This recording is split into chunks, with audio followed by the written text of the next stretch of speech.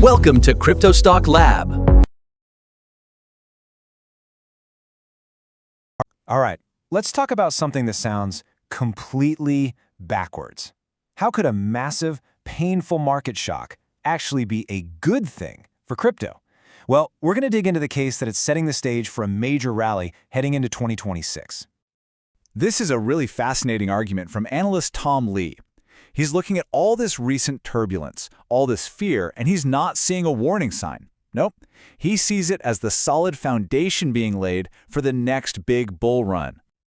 Okay, so here's our game plan. We'll start with that big October market shock, then decode what Tom Lee calls the liquidity signal. After that, we'll get into the biggest leverage reset in history, see what the past tells us, and wrap up with the new institutional money that's changing everything. All right, first up, the October market shock. You gotta understand, this wasn't just one thing going wrong.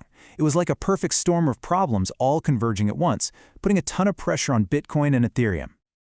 So check this out. You had three big headwinds hit at the same time. First, you've got the government shutdown looming, which just creates hesitation everywhere. Then, the Fed makes a move that was supposed to calm everyone down, but it came off as, well, hawkish, which just confused the heck out of investors. And to top it all off, the Treasury basically starts hoarding cash, pulling it right out of the system. Any one of those is tough, but all three together? It was like a giant vacuum cleaner sucking liquidity right out of riskier assets like crypto.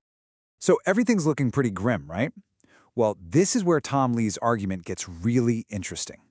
He says the most important part of this whole story isn't what did happen, it's what didn't. And here's the quote that sums it all up. That absence is the signal. Think about it. With all that pressure, what were we missing?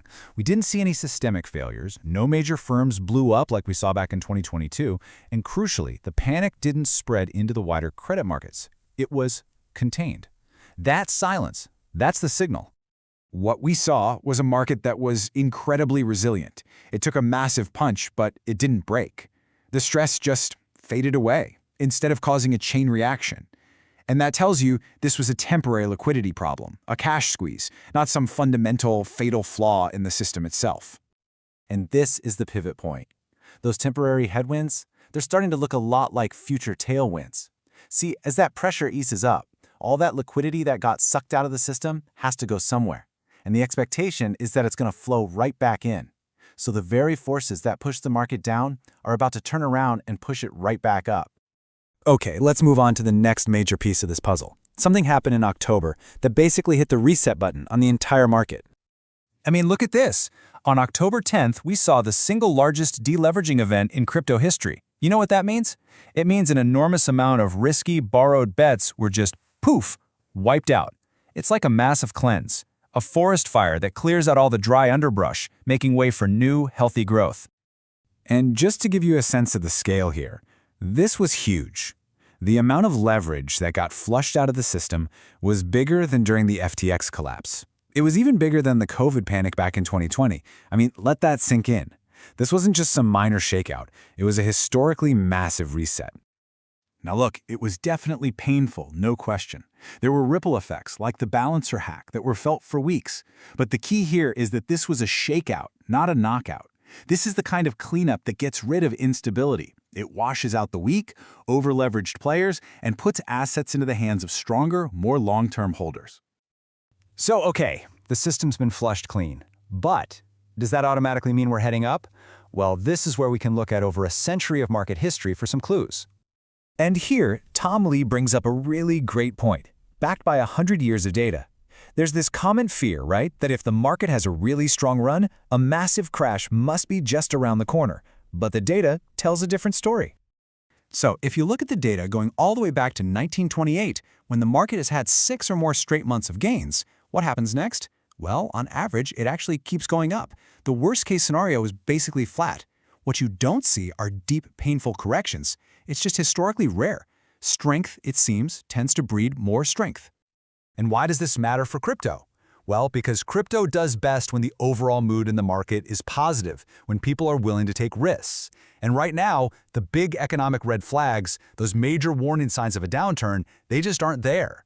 That stability in the broader market gives Bitcoin and other crypto assets the breathing room they need to run once that liquidity comes flooding back. All right, and that brings us to our final and maybe most important piece of the puzzle.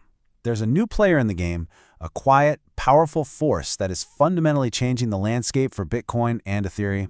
This cycle is just different. For the first time ever, we have a steady, consistent stream of capital flowing in from major institutions. You've got the spot Bitcoin ETFs from giants like BlackRock and Fidelity. You've got pension funds and insurance companies starting to dip their toes in. This isn't hype-driven retail money. This is buy-and-hold capital that isn't scared off by a little bit of volatility. It creates a constant source of demand, a floor, that simply didn't exist in any previous bull run. So this really sums up the whole argument perfectly. What your gut reaction, what fear, sees as volatility, wobbles, and a scary deleveraging event. But what the data actually shows is something completely different.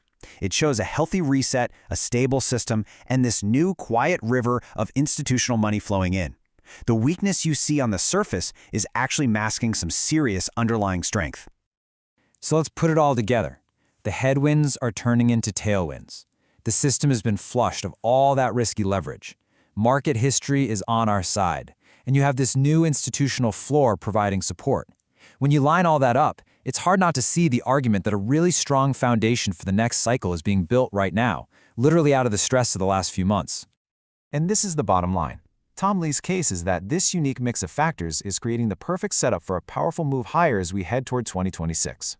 Because at the end of the day, a market that can take this much pressure and not break, well, that's often the market that's about to surprise everyone to the upside. So the big question is, what happens next?